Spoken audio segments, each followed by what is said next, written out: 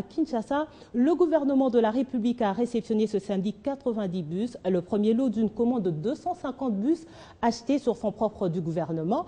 Lesquels bus sont destinés au transport en commun dans la capitale congolaise. C'est le Premier ministre qui a réceptionné ces bus.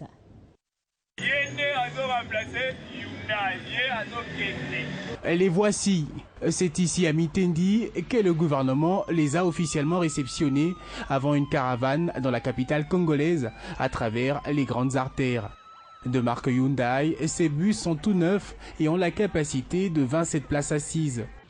Ils ont été achetés sur fonds propres du gouvernement de la République pour le transport en commun destiné à la gérance de l'association des propriétaires des véhicules du Congo à la suite d'une attente.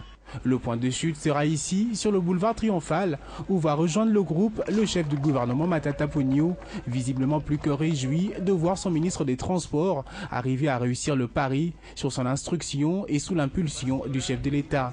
Sur fonds propres du gouvernement, sorti un financement pour acheter des bus qui vont être attribués sous certaines conditions aux opérateurs privés de Kinshasa qui vont utiliser les bus de manière confortable en remplacement des fameux 207. Une joie qui ne pouvait pas empêcher le Premier ministre d'abandonner sa Jeep Prado pour une balade en direction de l'est de la capitale. À bord, outre celui des Transports, les ministres délégués aux Finances et de l'Économie, le gouverneur de la ville représenté par son vice. Esprit de vie est un programme qui vient répondre, qui vient riposter au phénomène esprit des morts. Et parce que la cause principale, c'était l'équipement qui était vétuste, les bus fatigués, sans frein et tout ça, nous avons commandé au profit des privés des bus neufs. L'objectif pour le gouvernement de la RDC demeure rendre accessible à tous le transport en commun et cette fois en donnant l'occasion aux privés de contribuer à cette démarche. Une bonne politique pour écarter petit à petit de la circulation les bus en mauvais état que détiennent certains privés, dont les célèbres bus 207 qui souvent sont à la base des accidents.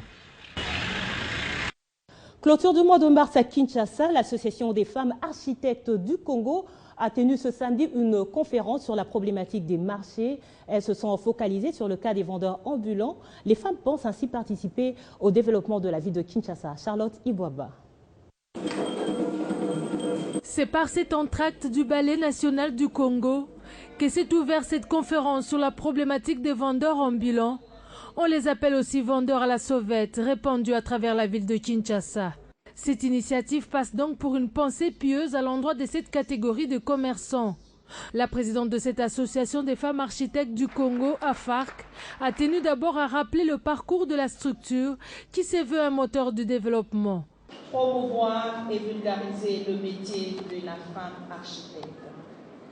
Créer les liens de solidarité, d'échange et d'études entre les femmes architectes. Initier le projet de développement. Participer à tous les niveaux de l'art de bâtir, de la conception à la réalisation. Il fallait alors pour différents intervenants passer au crible la situation de marché en général en RDC, se focalisant sur le phénomène de vendeurs ambulants dans tous ses aspects. Nous avons vu qu'il y a des problèmes liés à la conception même des marchés. Il y a des problèmes architecturaux qui sont liés à cette problématique. Nous avons vu qu'il y a des graves problèmes légaux au niveau juridique, les textes même qui encadrent la structure, la mise en œuvre de ces marchés. Nous avons vu qu'il y a des problèmes sociaux. Et dans tout cela, la femme a un rôle primordial, d'où cet appel. Les femmes architectes de la République démocratique du Congo, nous nous levons aujourd'hui pour combattre de cette problématique. Enlevons nos pagnes, mettons-nous sur la route et travaillons pour le bien de notre pays. Une conférence qui est en fait le prélude d'un séminaire sur cette épineuse problématique avec comme objectif valoriser les marchés congolais. Dans le même registre, l'engagement de la femme congolaise en politique, défis et opportunités, c'est le sujet au cœur de débat des femmes au sein de l'Alliance pour le renouveau du Congo. Pendant 48 heures, cette session élargie aux femmes de la société civile et autres consistera à renforcer les capacités compétitives des femmes par un échange d'expériences. Suivez. Les injustices, les discriminations, les inégalités envers les femmes et pour cela nous allons continuer à militer. Voilà autant de problèmes que rencontre la femme dans la société congolaise. Cette dernière, qui veut désormais s'affranchir de certains clivages, compte surmonter ces obstacles.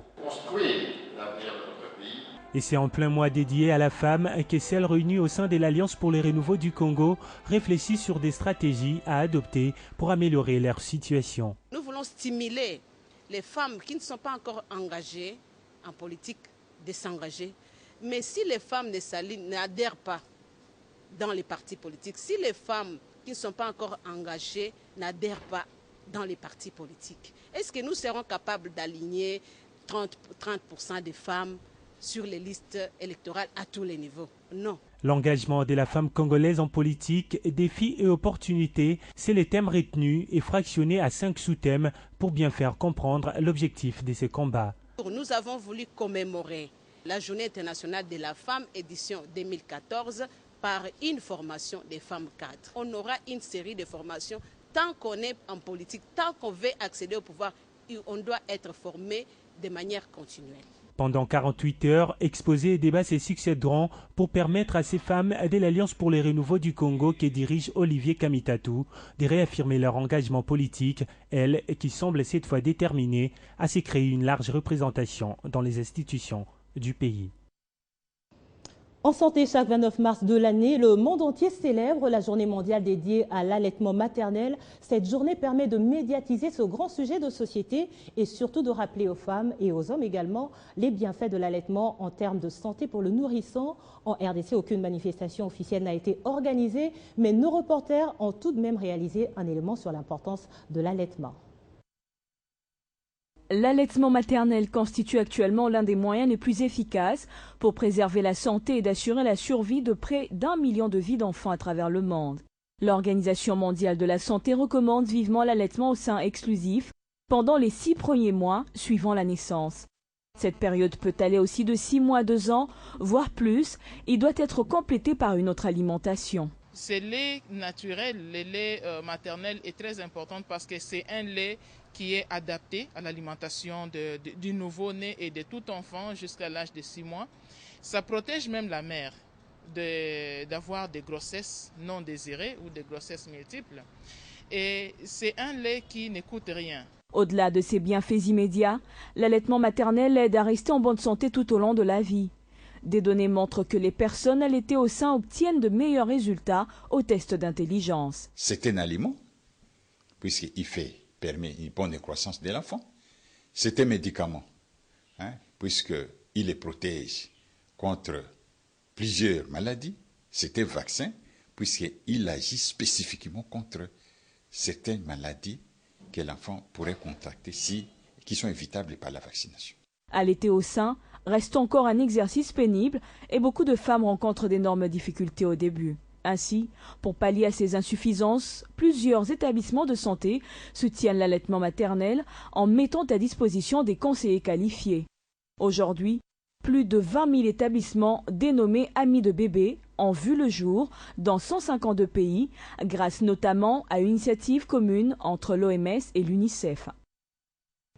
À l'hôpital du Cinquantenaire, les visites se poursuivent et pour cette 6e journée, l'hôpital a ouvert ses portes aux partis politiques, députés et sénateurs de la majorité et de l'opposition, mais aussi les communautés étrangères vivant en RDC. En attendant l'accueil du premier malade prévu le 3 avril prochain, le centre hospitalier reste ouvert au public. Pour ce samedi, l'hôpital du Cinquantenaire a en premier lieu ouvert ses portes aux délégations des communautés indiennes, pakistanaises, libanaises et françaises vivant à Kinshasa qui ont eu droit aux explications de l'administrateur.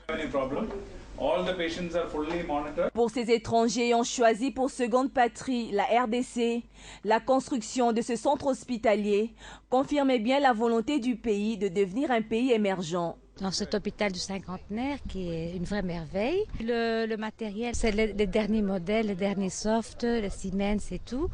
Non, impeccable, rien à dire. Puis est venu le tour des députés et sénateurs de l'opposition, conduit cette fois par le ministre de la Santé. Nous sommes devant l'imagerie par résonance magnétique.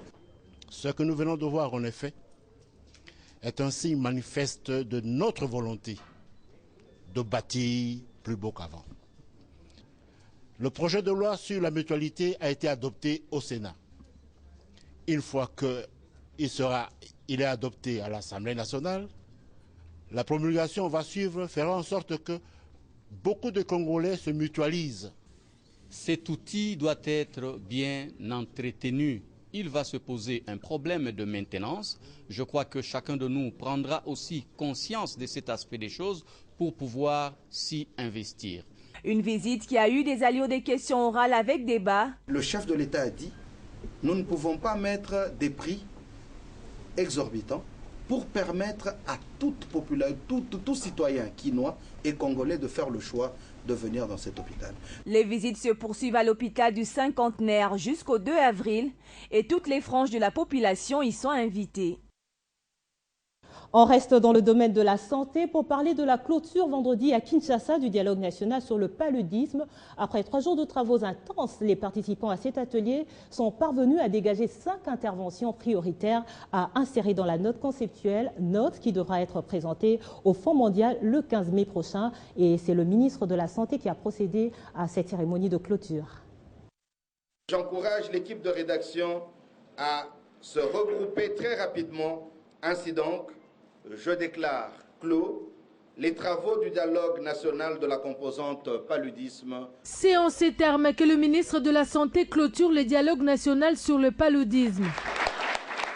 Dans le cadre du nouveau modèle de financement du Fonds mondial, l'élaboration de la note conceptuelle sur le paludisme requiert le processus participatif de toutes les forces vives de la nation. Voilà qui justifie la présence du secteur privé, public, des membres et non-membres du CCM, et des délégués de province, de partenaires financiers et techniques. Après 3 jours de travaux intenses, 5 interventions prioritaires ont été dégagées. Nous sommes arrivés à des interventions ci-après. Premièrement, c'est la lutte antivectorielle. Il y a la prise en charge. Il y a les interventions de la prévention spécifique. Il y a la gestion de programme ainsi que le suivi et évaluation. Et je suis satisfaite parce qu'il y a des priorités qui ont été dégagées qui vont nous aider ou aider l'équipe d'écriture à pouvoir les intégrer dans la note conceptuelle paludisme. Et il n'y a que ça qui est une condition vraiment principale d'éligibilité de notre document au niveau du bailleur qui est le Fonds mondial. Tenant compte des défis de l'heure, le gouvernement fait de la lutte contre cette maladie sa priorité. Je voudrais rappeler que la République, le gouvernement de la République, votre gouvernement, a débloqué 5 700 000 $ américains pour les 3 maladies, à savoir le paludisme, la tuberculose et le VIH. À l'issue de ces forums, la note conceptuelle rédigée sera présentée aux bailleurs de fonds le 15 mai prochain. Conférence sur les mines au Nord Kivu, le ministre délégué aux Finances ne s'est pas seulement arrêté à la participation de ses travaux dans cette partie du pays. Patrice Kitebi a visité également les services sous sa juridiction, notamment la DGDA, local par local. Il a inspecté cette direction provinciale. Objectif, se rendre compte des conditions dans lesquelles travaillent ses administrés à Goma. Mention très bien. Telle est l'appréciation de Patrice Kitebi après avoir parcouru différents compartiments du bâtiment, avec ses fournitures de bureaux bien entretenues. Il fallait aussi pour le ministre de jauger la vraie température des travail en rapport avec la mobilisation des recettes. C'est ainsi qu'un entretien avec les inspecteurs s'est tenu. Une question sur les lèvres de Patrice Kitebi. Qu'est-ce qui ne va pas? Ainsi, un tête-à-tête a été tenu avec les inspecteurs, les contrôleurs et les vérificateurs. Après échange, un constat se dégage. La province du Nord Kivu mobilise peu de ressources. Des orientations sont données. Handicapés par plusieurs facteurs. Déjà la guerre elle-même était un facteur important qui n'a pas permis aux opérateurs économiques de travailler en toute sérénité. Mais aujourd'hui la guerre est terminée. Et le premier constat que nous faisons avant la guerre et après la guerre ne sont pas tout à fait différents. Il y a donc quelques éléments d'inquiétude de ce point de vue. Et nous avons discuté avec le personnel, avec la direction locale ici. Il y a des efforts que nous devons faire, que nous devons continuer à faire. Des mots tels que mégestion, voire négligence sont très marqués, surtout dans la gestion de cet entrepôt doté à la DGDA Goma. Des sanctions à l'endroit des responsables sont déjà préconisées.